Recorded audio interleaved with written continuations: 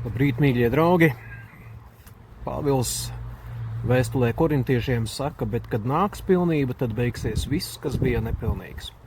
Svētie raksti, Bībele runā par apslēpto Dievu un par atklāto Dievu. Piemēram, pravietis Jesaja saka, tu esi apslēpts Dievs, ja tu esi noslēpumains Dievs.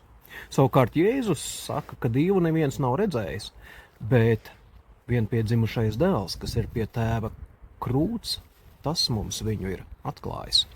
Tātad mēs redzām gan šo Dieva neizdibināmo pusi, gan arī to, cik tālu Dievs mums sevi ir atklājis. Par to mēs varam runāt droši. Tātad Mārtiņš Luters sauc Dievu par šo Dievu apslēpto Dievu, Deus absconditus latīniski, un Deus revelatus, kas ir tā kā atklātais Dievs. Šis apslēptais Dievs ir neizdibināms savā majestātē. Mēs neko nezinām par Dieva gribu, ko viņš mums nav atklājis. Savukārt, Dievs mums sevi ir arī atklājis. Tik tālu, cik viņš ir gribējis mums sevi atklāt. Un, protams, viņš ir atklājis savā dēlā Jēzu Kristumu, un vēl vairāk viņš ir tieši visspilgtāk sevi atklājis krusta nāvē.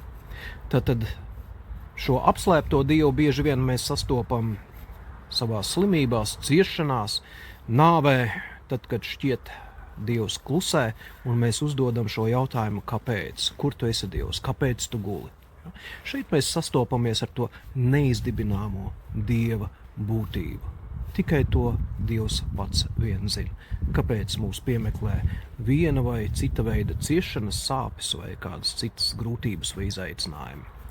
Lūk, par to arī runā Pāvils. Pāvils runā par to, ka tagad mēs zinām tikai daļēji. Mūsu atziņa ir nepilnīga, mūsu zināšanas ir nepilnīgas. Mēs visu redzam kā miglā tītu. Mēs redzam tikai atsevišķus puzles gabaliņus no savas lielās dzīves. Mēs redzam visu kā tādā greizajā spogulī. Kā Pāvils arī to tā salīdzina, viņš saka, ka tagad mēs visu redzam nepilnīgi kā spogulī.